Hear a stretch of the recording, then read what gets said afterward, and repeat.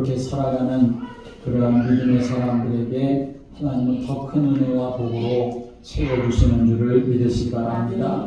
마태복음 25장의 말씀에 예수님께서 달란트의 비유를 하시지 않았습니까? 한 달란트를 또 두 달란트를 5달란트를 그렇게 종들에게 주었을 때에 착하고 충성된 종들에게는 더 많은 것을 주시지만 게으르고 악한 종의 것은 다 빼앗아 버렸던 것을 예수님은 말씀하고 계시지요. 또 사도행전 16장의 말씀에 보면 사도 바울이 1차 전도 여행을 이제 하게 되는데 바울은 아시아로 가려고 작정을 했습니다. 그런데 아시아로 가는 것을 성령께서 가로막으셨습니다. 그래서 마게도냐 유럽 쪽으로 방향을 돌리게 되었죠. 자기 생각과 달랐지만 그러나 주님께서 인도하시는 성령의 인도하심에 순종한 그런 착하고 충성된 종의 모습을 가졌을 때 하나님께서는 그 루디아라고 하는 그 당시에 자주 장사로서 사업가로서 큰 일을 하는 그 여인을 만나게 되었고 또 그 집을 거처로 삼아서 그 빌립보 지역에 복음이 확산되어지는 역사를 하나님이 이루어지게 되었던 것을 성경 우리에게 증거하고 있습니다. 여러분 지혜롭고 충성되고 착하고 선한 종이 어떤 사람일까요? 내 뜻대로 사는 인생이 아니라 성령께서 우리와 함께 하시니 성령께 인도함을 받고 성령께 나의 마음과 생각을 드리고 그렇게 삶을 살아가는 성도가 바로 하나님이 기뻐하신 하나님의 종으로 살아가는 그러한 사람인 줄을 믿으시기 바랍니다. 프랑스가 세계적으로 자랑하는 철학자 한 명이 있었습니다. 바로 그 사람은 사르트르라고 하는 사람입니다. 이 사람은 그 시대의 실존주의 철학자로서 자유라고 하는 이름으로 이 프랑스 사람들에게 엄청난 영향을 끼치는 사람이었습니다. 세계가 자랑할 만한 그런 석학이었는데 그런데 어느 날 이 사람의 몸에 질병이 찾아왔습니다. 폐수종이라고 하는 병이 찾아오게 되었습니다. 그래서 어쩔 수 없이 자기 몸이 점점 아파지고 안 좋아지니까 병원에 입원을 하게 되었습니다. 그런데 놀라운 것은 그렇게 세계적으로 이름을 떨치는 유명한 그리고 정말 최고의 지성을 가진 그런 철학자였는데 병원에 입원하자 그 사람은 점점점 극도의 신경 예민을 일으켜서 그냥 어쩔 줄 몰라 하며 그렇게 이제 마치 죽음의 공포에 완전히 사로잡힌 사람처럼 그렇게 지내기를 시작했습니다. 마치 미치광이처럼 그렇게 소리를 지르며 고함을 지르고 자기 스스로를 통제하지 못하는 그런 죽음의 공포에 그렇게 시달려가지고 자기 아내한테 자기의 병명이 무엇인지조차 물어보기를 두려워할 그런 마음으로다가 그렇게 병원에서 지내게 되었습니다.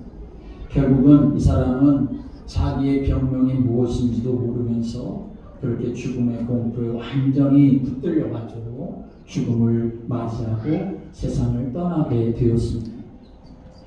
그가 세상을 떠나고 난 다음에 프랑스 언론에서는 난리가 났습니다. 왜 그렇게 최고의 지성을 갖춘 사르트르가 그렇게 죽어야만 했을까?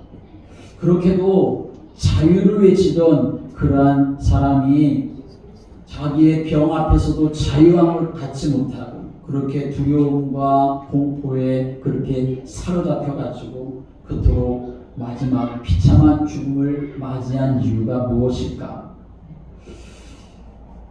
사람들이 그것 때문에 이런저런 이야기가 많았을 때에 어느 신문사에 투고한 한 독자의 글에 그 질문에 대한 답이 실렸다고 합니다.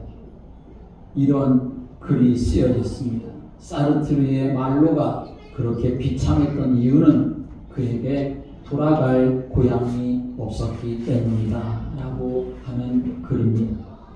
돌아갈 고향이 어딘지를 몰랐겠지요. 그러니 돌아갈 고향이 없었기 때문에 자기 인생의 죽음 너머가 어떨 줄 몰랐기 때문에 이 사람은 죽음의 공포에 극심하게 시달리다가 결국 그렇게 비참하게 죽은 것이지요. 프랑스에 이런 사르트르가 있었다고 한다면 독일에는 신학자 본회포라고 하는 분이 계셨습니다.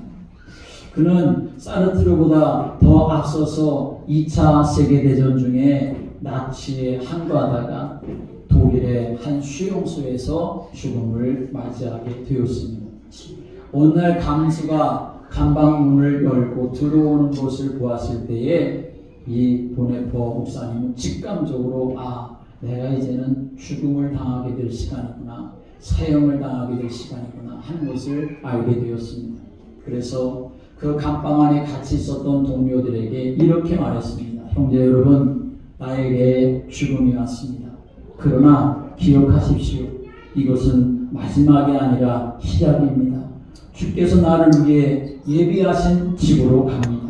다시 만날 때까지 안녕히 계십시오. 라고 이렇게 말하면서 그는 감방문을 나서게 되었고 그것이 마지막 그의 인생의 모습이었습니다. 비록 그런 이야기를 하면서 죽음을 맞이할 것을 직감하고 있었지만 그러나 이 보네포 목사님의 얼굴에는 기쁨과 평안이 가득 덮여있는 것을 사람들이 다 보게 되었고 그리고 거기에 있었던 사람들이 깊은 감명을 받게 되었습니다.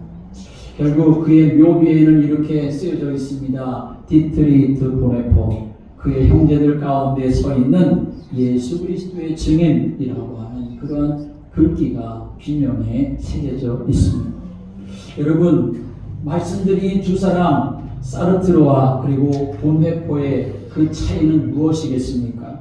그것은 바로 하나님이 없는 사람과 하나님을 믿고 사는 사람의 차이이고 돌아갈 고향이 없는 사람과 돌아갈 고향이 있는 사람의 차이라고 말할 수가 있는 것이죠. 이것은 다른 말로 말하면 자신의 정체성이 무엇인지를 알고 산 사람이라고 말할 수 있지요.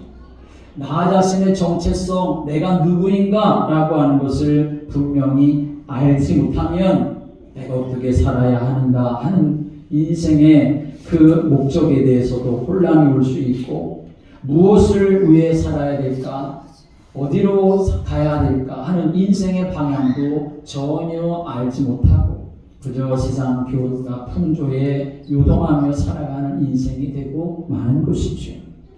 오늘 우리가 읽은 이 베드로전서 2장에서 사도 베드로는 우리 믿음의 성도들, 특별히 베드로전서는 1세기 그리스도인들에게 증거되었었던 말씀이지만 오늘도 우리에게 동일하게 증거되어진 하나님의 말씀인데 그 당시 그리스도인들을 향해서 너희들이 누군지를 아느냐? 너희들은 거류민과 나그네 같은 사람들이다 라고 이렇게 말하고 있습니다.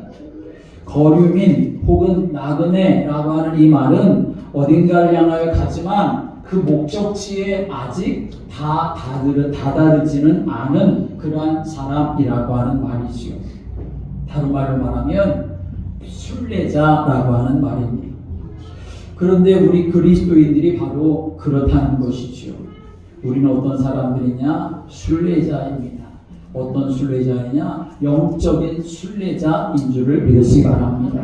우리는 이 세상에 살고 있지만 이 땅은 우리가 영원히 머무를 곳이 아니라 임시 처소이고 잠시 머무를 곳입니다. 이 머무르는 곳에서 하나님과 동행하고 하나님을 증거하며 살다가 결국 우리의 목적지는 여기가 아니라 따로 있는 것이지요. 하나님 나라 천국이 우리의 목적지인 줄을 믿으시기 바랍니다. 오늘 예배드리는 저도 마찬가지고 여러분도 마찬가지고 우리의 목적지는 천국인데 여러분 한 사람도 빠짐없이 모두 다 천국에 가는 그러한 믿음의 성도를 되시기를 주님의 이름으로 축원합니다. 우리가 신앙생활하다가 유일한 정말 최종 목적지는 어디입니까? 천국에 가야 되는 것 아니겠습니까? 그런데 이 땅에서 우리가 그저 이렇게 저렇게 살다가 한 달란트 받은 사람처럼 그런 살다가 우리가 어떻게 천국에 갈 수가 있겠느냐 하는 것이죠. 목적지를 놓치지 아니하기 위해서 날마다 우리는 깨어있는 사람이 되어야 되고 성령의 인도함을 받는 사람이 되어야 되고 말씀 따라 살아가는 성도가 되어야 하고 그렇게 살기 위해서 그냥 되는 게 아니라 영적인 싸움을 싸워야 내가 그렇게 살아갈 수 있다는 사실을 기억하고 하나님 내가 영원한 천국에 들어갈 때까지 주님의 품에 안길 때까지 내가 믿음으로 승리하며 살아갈 수 있도록 나에게 힘과 은혜를 더하여 달라고 내가 깨어있는 사람이 되게 달라고 하나님 앞에 구하고 살아가시기를 주님의 이름으로 축복합니다. 우리는 거류민과 나그네 같은 이 세상을 살고 있는 사람들이지만 영원한 목적지 천국이 있기 때문에 이 땅에서 우리가 어떻게 살아가야 되는가 하는 것을 우리는 잘 알아야 합니다. 그 중에 두 가지를 우리는 먼저 잘 깨닫고 그리고 생각해야 되는데 첫째로는 영혼의 문제에 대해서 우리는 항상 마음에 품고 삶을 살아가야 합니다. 영적인 순례자인 우리에게 가장 중요한 것은 무엇이냐? 이 땅의 것이 가장 중요한 것이 아니라 우리의 영혼을 지키는 일이 가장 중요한 것입니다. 내 영혼이 하나님의 은혜 안에 있어야지 내가 천국에 들어갈 수 있는 것이지 내 영혼이 하나님의 은혜 속에 있지 아니하면 어떻게 천국에 들어갈 수 있습니까? 그러므로 내 영혼을 하나님의 은혜 안에 있도록 지켜나가는 그러한 삶이 우리에게 반드시 있어야 한다는 것이죠. 그래서 11절에 이렇게 증거합니다. 사랑하는 자들아 거류민과 나그네 같은 너희를 권하노니 영혼을 거슬러 싸우는 육체의 정욕을 제어하라 라고 말씀합니다. 우리의 영혼을 지키기 위해서는 어떻게 해야 되느냐? 영혼을 거슬러 싸우는 육체의 정욕을 제어해야 한다라고 말씀합니다. 여러분, 우리의 몸에 욕망이라고 하는 것이 있습니다. 그 욕망이 결코 나쁜 것은 아니지요. 내가 배고프면 그게 나쁜 것 아니지 않습니까? 내가 쉬고 싶으면 그게 나쁜 것 아니지 않습니까? 내가 먹고 싶으면 그게 나쁜 것이 아니지요. 그런데 중요한 것은 그 욕망이 잘못된 그러한 동기 속에 내가 들어가게 되어지면 그리고 내가 가지고 있는 그 욕망이 그릇된 것에 사로잡히게 되어지면 그것은 뭐가 되느냐? 악한 욕망이 되어지는 것이고 육체의 욕망이 되어지는 것이고 그릇된 욕망이 되는 것이고 내 영혼을 거스르게 하는 욕망이 되어진다는 사실을 우리는 알아야 합니다. 그래서 내가 먹는 것도 하나님의 영광을 위해서 내가 정말 돈을 버는 것도 하나님의 영광을 위해서 내가 삶을 살아가는 모든 것이 하나님의 영광을 위해서 삶을 살아갈 수 있는 중심이 우리에게 있어야 하는 것입니다. 그릇된 욕망이 되면 우리의 영혼을 거슬리게 한다는 것입니다.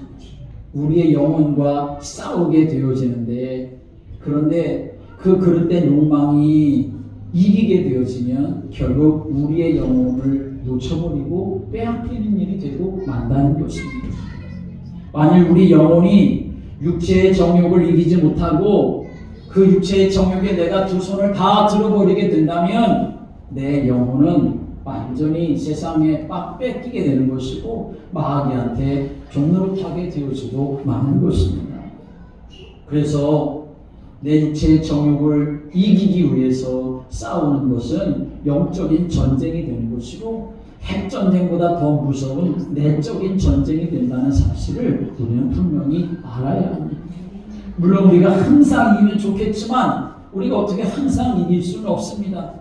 그러나 내가 이길 수 없으니 할 수 없다는 인생으로 살아가는 것이 아니라 내가 이기려고 선한 싸움을 싸우려고 내가 힘쓰는 사람이 되어야 하는 것이고 무너졌을 때 다시 하나님 앞에 나와 회개하고 하나님 내가 그렇게 삶을 살아가는 것을 회개하고 내가 그렇게 살지 않겠습니다 작정하고 결심하고 주님 앞으로 더 가까이 가는 믿음의 삶을 살아가야 하는 것이죠.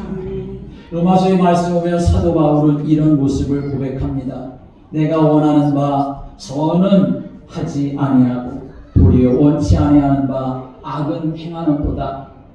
내 속사람으로는 하나님의 법을 즐거워하되 내 지체 속에서 한 다른 법이 내 마음의 법과 싸워 내 지체 속에 있는 죄의 법으로 나를 사로잡는 것을 보는도다. 오라 나는 곤고한 자로다. 이 사망의 몸에서 누가 나를 건져내랴? 그렇게 사도 바울은 고백합니다. 사도 바울은 어떤 사람입니까? 한 시대의 전도자이지 않습니까? 정말 하나님의 놀라운 일을 경험하며 자기의 인생을 들여 주를 위해 삶을 살아갔던 사람이지 않습니까? 그런데도 이 사도 바울은 여전히 내가 하나님의 사람인데 내가 주를 위해 살겠다고 작정하고 믿음의 길을 걸어감에도 불구하고 내 안에 여전히 육체의 정욕이, 육체의 소욕이 나를 이끌어가려고 하는 것을 끊임없이 자기가 보면서 하나님 나를 도와주셔야 내가 그렇게 삶을 살아갈 수 있는 나는 곤고한 사람입니다. 그렇게 하나님의 은혜를 구하며 고백하고 있는 것을 볼 수 있는 것이죠. 어떤 사람이 이런 글을 썼습니다. 어느 슈퍼마켓에서 한 남자가 쇼핑 카트에 아들을 태우고 쇼핑을 하고 있었다. 그런데 그 아들이 징징대면서 울어대고 소리를 지르고 옆에 사람들이 도와주기에 난리도 아닐 만큼 나 같으면 정말 한 대 주워 박았을 것 같은데 그렇게 여간이 아닐 정도로 난리를 치고 있었다. 그러자 그 남자는 아버지를 말하는 거죠.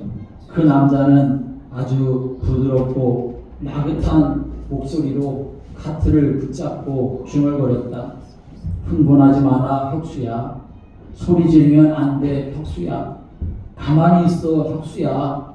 참아야 한다 혁수야.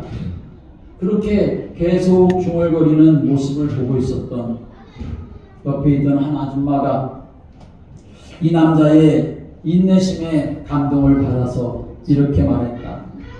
아들을 참을성 있게 달래시는 것을 보니 참 훌륭한 아빠시네요. 아들 이름이 혁수인가 보죠. 그러자 이 남자가 천장을 한번 쳐다보고 크게 한숨을 쉬며 대답했다. 혁수는 아들이 아니라 제 이름입니다. 라고 이렇게 말했습니다. 결국 자신과의 싸움을 말하고 있는 것이죠. 여러분, 우리도 영적 싸움을 싸우는 사람이 되어야 하지 않겠습니까?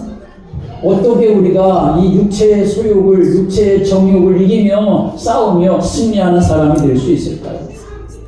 그럴 땐 욕망, 이 악한 욕망을 이기는 힘은 폭력이나 어떤 완력으로 어떤 내가 많은 그러한 고상한 철학과 지식을 많이 갖는다고 이기는 것이겠습니까? 결코 그렇지 않습니다.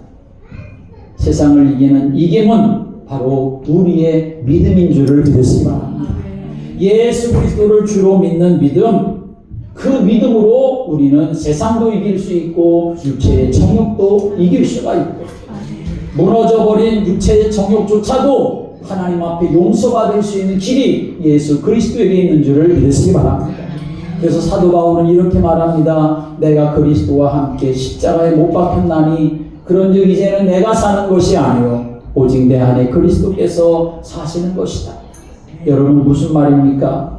나는 죽고 내 안에 예수 그리스도가 살아야 내가 잘못된 악한 욕망을 이기고 하나님의 사람으로 영혼을 지키며 살아갈 수가 있다는 고백인 것이지요.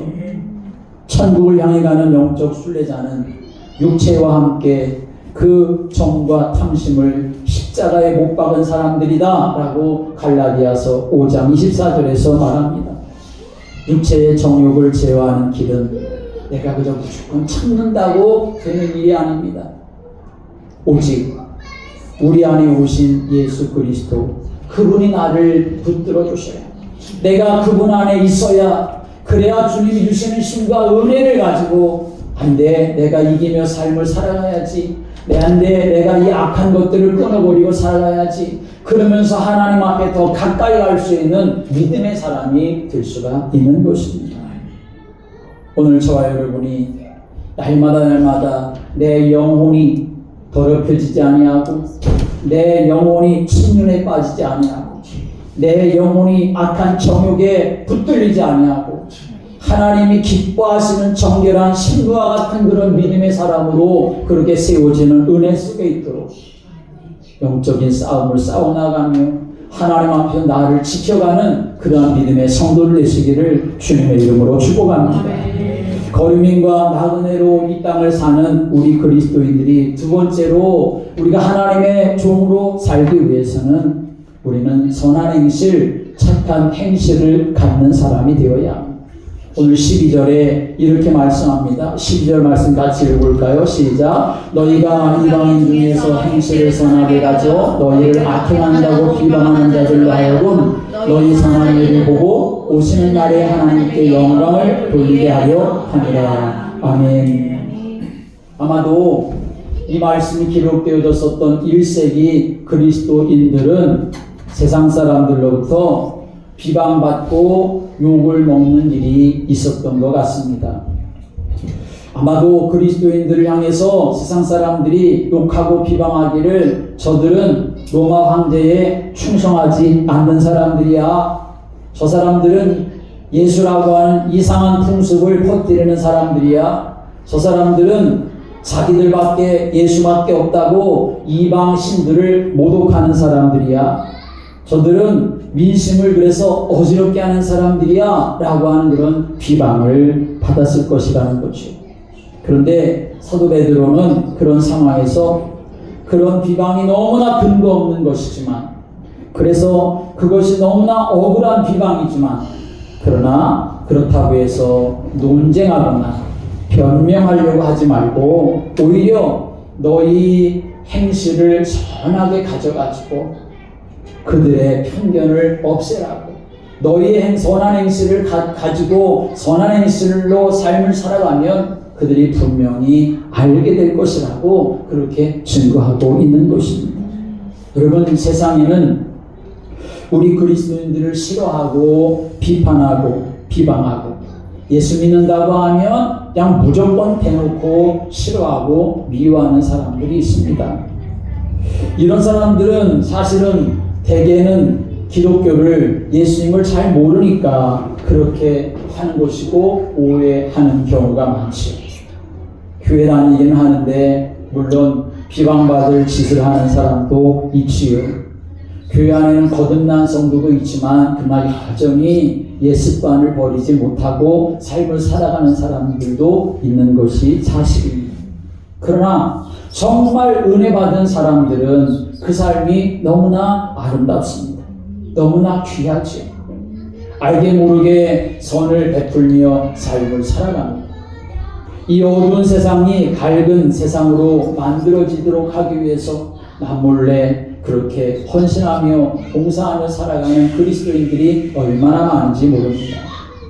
방송에서도 선한 행실로 인터뷰를 하는 사람들 보면 자신의 종교를 밝히지 않지만 그러나 대부분은 그리스도인인 것을 알 수 있습니다. 2021년도 통계에 따르면 우리나라가 통계를 낸 것이 있는데 사회복지시설과 그 종사자의 75%가 바로 그리스도인들이다 라고 하는 통계가 있습니다. 분명하죠. 우리가 전하는 예수 그리스도의 복음이 아무리 어두운 이 세상을 비추는 빛이라고 하더라도 그것을 전하는 성도들의 행실이 악하다면 그 복음의 빛은 흐려질 수밖에 없고 가려질 수밖에 없겠죠. 그러나 반대로 그 진리의 복음을 전하는 사람들의 됨됨이까지도 아름답다고 한다면 그 복음은 더 빛나게 될 것이고 더 많은 사람들에게 선한 영향력을 끼치게 될 것이고 하나님께도 영광이 되지 않겠습니까? 그래서 오늘 1세기 그리스도인들 향해 이 베드로 사도는 세상이 그렇게 너희들을 비방한다 하더라도, 세상이 너희들이 그렇게 욕한다 하더라도, 그러나 그것에 논쟁하거나 변명하려고 하지 마라. 먼저는 너희들이 가야 될 영원한 본향이 있지 않느냐, 이 땅이 전부가 아니지 않느냐 하는 것을 말하고, 또 이 땅에 사는 동안 너희들이 그래도 선한 행실을 갖고 삶을 살아가면 그 사람들에게 영향을 끼치고 하나님께도 영광이 될 것 아니냐라고 이렇게 증거하고 있는 것입니다. 사실 사도행전을 보면 실제로 주님의 제자들은 인간이 만든 그 제도와 그 권세 위에 맞서 싸우거나 또는 데모한 적은 없습니다. 박해가 일어나면 박해를 받고, 빼앗으면 빼앗김을 당하고, 또 매를 때리면 매를 맞고, 감옥에 가두면 감옥에 갇히고.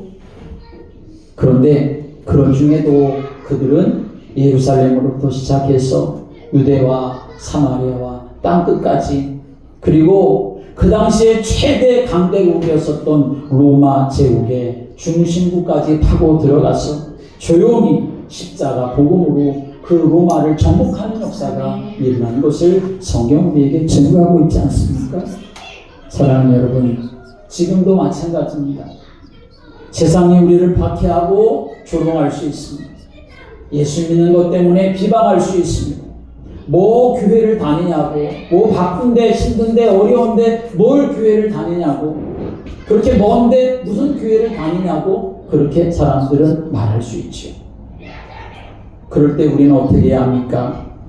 우리의 힘을 모아가지고 힘을 과시하자, 우리가 데모를 해야 된다, 그렇게 할 것이 아니라 오히려 더 선하게 살고 더 아름다운 행실을 보이면 어두운 세상에 빛이 비춰지게 될 것이고, 그들도 하나님의 사람임을 알아보아 그들도 그리스도 예수 안에 들어오는 은혜가 임하게 될 줄로 믿습니다.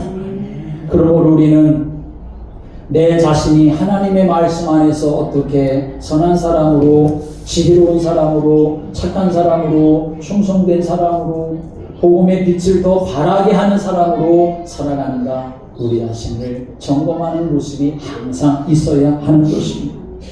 그래서 오늘 사도 베드로는 우리에게 말합니다. 너희는 자유가 있으나 그 자유로 악을 가리는 데 쓰지 말고 오직 하나님의 종과 같이 하라. 무사람을 공경하며 형제를 사랑하며 하나님을 두려워하며 왕을 존대하라 라고 이렇게 말합니다. 하나님의 종으로 사는 선한 사람의 행실의 모습에 대해서 우리에게 말씀하고 있는 것입니다. 여러분, 우리는 자유함을 얻은 사람인 줄을 믿으시기 바랍니다. 십자가 복음의 가장 큰 그러한 특권은 뭐냐? 자유함이 우리에게 주어졌다는 것입니다. 우리가 모든 정죄에서부터 자유함을 얻었습니다.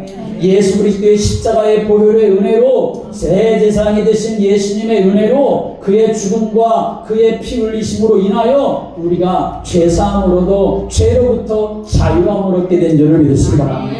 하나님의 진노와 지옥에서부터 우리는 자유함을 얻었습니다. 심판에서부터 우리는 구원함을 얻게 되었습니다. 그리고 하나님의 백성 왕같은 제사장이 되었습니다. 이제 세상 그 어떤 것도 우리를 속박할 수는 없습니다. 죄책감이 우리에게 몰려온다 하더라도 나는 예수님 앞에 나아가 눈물로 내 마음을 통회하고 회개하는 그 보혈이 우리 안에 들어와 우리의 죄와 물을 속하는 줄을 믿으시기 바랍니다. 그게 성경적인 진리입니다. 그런데 너희는 이제 자유함을 얻게 되었는데 그 자유함으로다가 어떻게 하느냐? 악을 가리는 데 쓰지 말라 이렇게 말합니다. 악을 가리는 데 쓰지 말라는 것은 악을 행하는 구실로 사용하지 말라는 것입니다. 나 자유함을 얻었으니까 내 마음대로 해도 되지, 그렇게 하지 말라는 거지요. 오직 그 자유함을 가지고 어떻게 살아가야 되느냐? 하나님의 종과 같이 살라라고 말합니다. 여러분, 그런데 누가 종이 되는 걸 좋아하겠습니까? 아무도 종이 되는 것을 원하지 않습니다. 오히려 그 반대이지요. 사람들은 섬기려고 하지 않고 섬김을 받고 싶어하고, 열심히 일해서 돈을 버는 이유가 무엇이겠습니까? 그 돈으로다가 섬김을 받겠다는 거죠.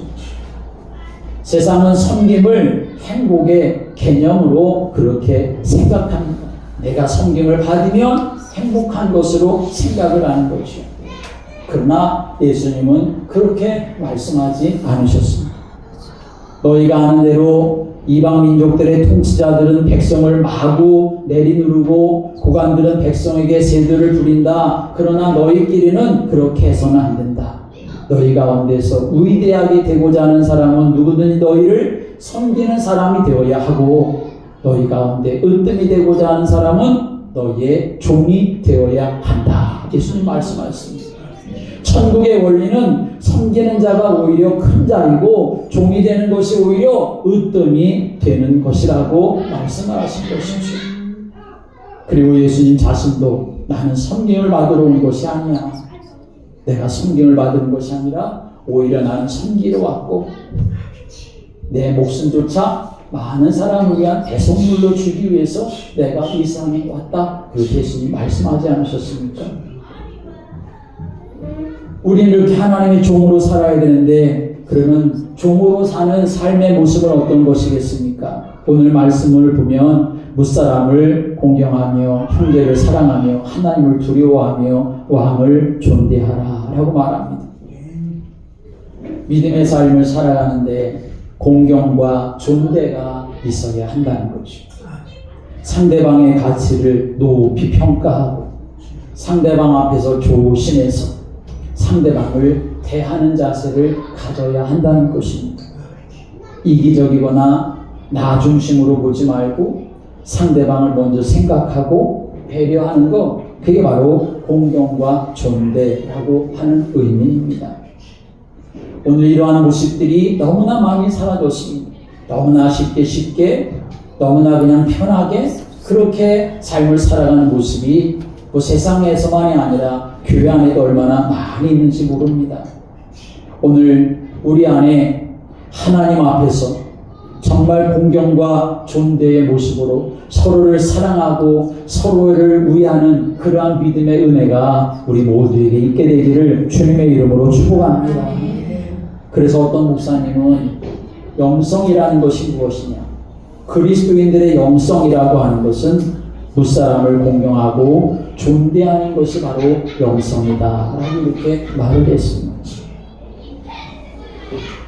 어느 목사님의 글에 이런 이야기가 나옵니다. 어느 군부대에 믿음 좋은 그러한 장군 한 분이 있었습니다. 젊은 군목이 새로 이제 그 군인교회에 부임해서 열심히 목회를 하는 것에 감동을 받고는 어느 날 이 장군님이 군목을 찾아와서 말합니다.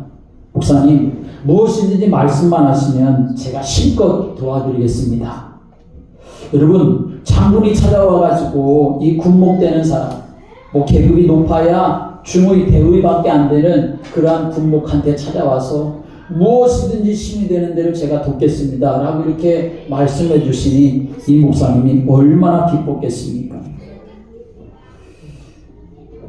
목사님은 마치 기다렸다는 듯이 그래서 그 장군에게 이런 부탁을 했습니다. 장군님, 그러면 다음 주일부터 30분만 일찍 그렇게 나와 주실 수가 있으십니까?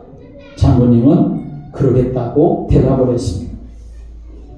나오실 때 장군님 그냥 편하게 옷 입고 나오지 마시고 장군 정복을 입고 그리고 훈장도 달고 그렇게 나오시면 좋겠습니다. 장군은 네, 그렇게 하겠습니다. 제가 정복을 입고 그리고 30분 일찍 나오겠습니다. 그리고 무엇을 할까요? 라고 이렇게 물었더니 목사님은 그러고 교회 현관에 서서 주보를 나눠 주십시오 라고 이렇게 장군에게 말했습니다. 그 다음 주일부터 장군은 주일이 되면 30분 일찍 정복 차림으로 나와가지고 교회 현관에서 교회 들어오는 모든 사람들에게 주보를 나누어 줬습니다. 1등병이 들어와도 격례를 하고 주보를 나눠주고 훈련병이 들어와도 먼저 격례를 하고 주보를 나눠주고 그러자 온 부대의 소문이 삽시간에 퍼졌습니다. 그 부대 교회는 발 디딜 틈이 없이 군인들로 가득 차게 되었습니다. 병사들이 장군에게 격리 한번 받으러 가보자 하면서까지라도 교회를 오게 되었다는 것이죠. 쫄병이 장군에게 격리하는 것으로는 어떤 역사도 일어나지 않습니다. 너무나 당연한 것입니다. 그런데 장군이 쫄병에게 격리를 하면 기적이 일어나는 역사가 일어났던 것이죠. 세상의 원리는 낮은 자가 높은 자를 섬기는 것입니다. 그러나 하나님 나라의 원리는 높은 자가 낮은 자를 섬기는 것이죠. 무사람을 공경하고 형제를 사랑하고 하나님을 두려워하는 마음으로 그렇게 서로를 존대하며 삶을 살아가는 것. 그게 바로 종된 하나님의 사람으로 살아가는 모습이 되는 것입니다. 여러분, 우리는 자유한 사람들입니다. 자유하기 때문에 내 마음대로 할 수 있는 사람들이죠. 그러나 그 자유를 내 마음대로만 한다면 악을 행하는 구실밖에는 되지 않을 것입니다. 그러나 하나님 나에게 자유를 주신 것은 이 자유를 가지고 하나님의 영광 위의 삶을 살아가고 하나님의 종으로 살아가도록 하기 위해서 나에게 구속의 자유함 주신 것임을 우리가 알고 하나님의 영광 위해서 삶을 살아갈 수 있는 그러한 사람으로 우리 모두가 세워지는 복을 누리시게 되기를 주님의 이름으로 축복합니다. 기도드리겠습니다. 예수님, 우리가